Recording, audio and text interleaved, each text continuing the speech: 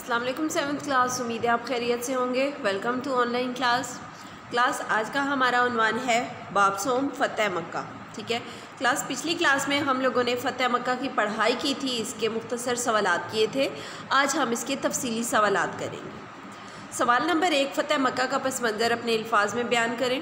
Number 2, हज़रत अबू सुफ़ियान के बारे में आप क्या जानते हैं। नंबर 3, फ़तह मक्का की मुनासबत से हज़रत खालिद बिन वलीद के बारे में एक पैराग्राफ लिखें।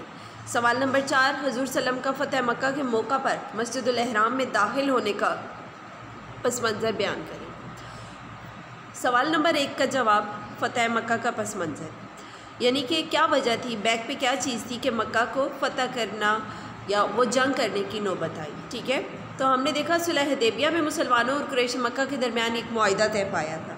ठीक है, जिसमें यह था कि दोनों 10 साल तक कोई जंग नहीं करेंगे।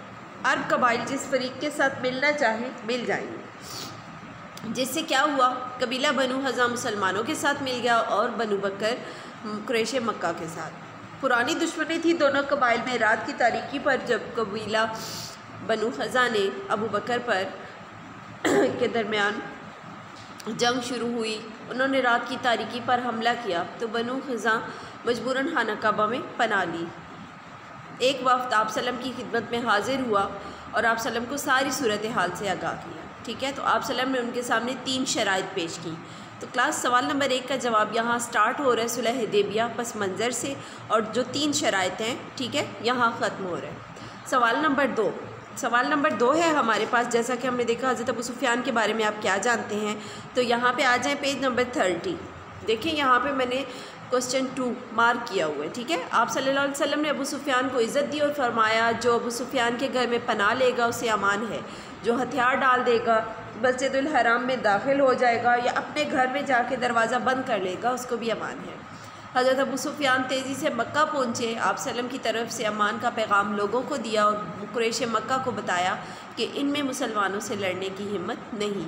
यहाँ तक हमारे सवाल नंबर 2 का जवाब है। आगे फ़तह मक्का के मुनासबत से खालिद बिन वलीद के बारे में बताएं।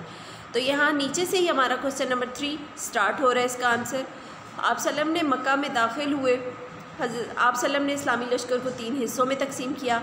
हज़रत खालिद बिन वलीद के लश्कर से लड़ने के लिए कुरैश के कुछ नौजवान आए, मामूली सी झड़प से 13 लाशें छोड़कर भाग गई। हज़रत खालिद बिन वलीद मक्का मुकरमा के गली कूचों से होते हुए कोहे सफ़ा पर आप सल्लम से जा मिले। ये हमारे क्वेश्चन नंबर 3 का आंसर है। अब है क्वेश्चन नंबर 4, आप सल्लम के फ़तह मक्का के मौका पर मस्जिद हराम में दाखिल होने का पस मंज़र। तो क्लास, यहाँ पेज नंबर 30 में मस्जिद हराम में दाखिला। ठीक है, यहाँ पे ये स्टार्ट हो रहा है और इसका एंड है। हज़रत यूसुफ़ अलैहिस्सलाम ने अपने भाइयों से कही थी कि आज तुम पर कोई सर्जिश नहीं, जाओ तुम आज़ाद हो। यहाँ तक आपका आंसर है क्वेश्चन नंबर 4 का।